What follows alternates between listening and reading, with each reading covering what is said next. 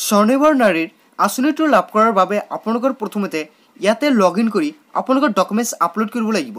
আপোনালোকৰ ডকুমেণ্টছখন আপলোড কৰি লোৱাৰ পিছত আপোনালোকে কিন্তু লাভ কৰিব পাৰিব টকাটো। তেনে ক্ষেত্ৰত আপোনালোকে কেনেকৈ ডকুমেণ্টছ আপলোড কৰিব আৰু তাৰ লগতে আপোনালোকৰ বেংক একাউণ্টটো আপডেট কৰিব লাগিব। তাৰ কাৰণে আপোনালোকে দেখা পাব ইয়াতে ইউজাৰ নেম আৰু পাছৱৰ্ডটো যিখন আপোনালোকে ক্ৰিয়েট কৰিছে, ক্ৰিয়েট কৰাৰ পিছত আপোনালোকৰ সেইখন ইউজাৰ নেম আৰু পাছৱৰ্ডটো ইয়াতে এণ্টাৰ কৰি দিব। দি দিয়াৰ পিছত দেখা পাব ইয়াতে চুজ ৰুল ইয়াতে ক্লিক কৰি দিব। ক্লিক কৰি দি দিয়াৰ পিছত তলতে দেখা পাব আপোনালোকৰ ইয়াতে অভিভাৰ আপোনালোকে ইয়াতে ক্লিক কৰি দিব। ক্লিক কৰি দি দিয়াৰ পিছত দেখা পাব ইয়াতে এখন কেপচা হৈ গৈছে। আপোনালোকে কেপচাখন ইয়াতে এণ্টাৰ কৰি দি প্ৰথমতে আপোনালোকে সাইন ইন কৰি ল'ব। যেতিয়া আপোনালোকে সাইন ইনত ক্লিক কৰি দিব, ক্লিক কৰি দি দিয়াৰ পিছত দেখা পাব আপোনালোকৰ ওচৰত এনেকুৱাকৈ আহি যাব। এতিয়া আপোনালোকে দেখা পাব ইয়াতে ফটো ইন ডকুমেণ্ট আপোনালোকে ইয়াতে ক্লিক কৰি দিব। যেতিয়া আপোনালোকে ফটো ইন ডকুমেণ্ট আপলোডত ক্লিক কৰি দিব, ক্লিক কৰি দি দিয়াৰ পিছত পেজখন আপোনালোকৰ ওচৰত এনেকুৱাকৈ আহি যাব। দেখা পাব আপোনালোকৰ ইয়াতে ফটো, ইয়াতে আপোনালোকে জাষ্ট আপলোডত ক্লিক কৰি দিব।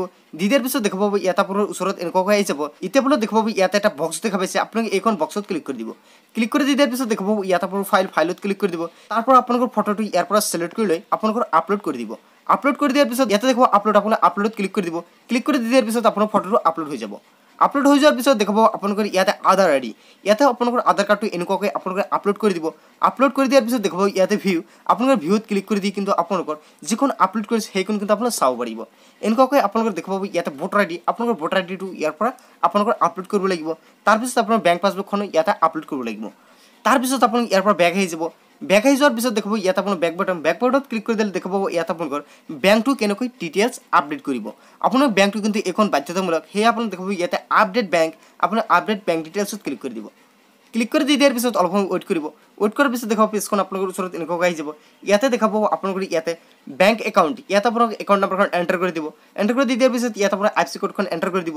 দি দিয়াৰ পিছত দেখা পাব ইয়াত আপোনাৰ বেংক নেম, তাৰপিছত দেখা পাব ইয়াতে ব্ৰাঞ্চ, আপোনালোকে যিটো বেংকত আপোনালোকে একাউণ্ট খুলিছে সেইখন বেংকৰ ব্ৰাঞ্চ কোনটো তাৰ নামটো ইয়াতে এণ্টাৰ কৰি দিব লাগিব। দি দিয়াৰ পিছত দেখা পাব ইয়াতে একাউণ্ট হোল্ডাৰ, যাৰ নামত একাউণ্টটো খোলা আছে তেওঁৰ নেমটো ইয়াতে এণ্টাৰ কৰি দিব।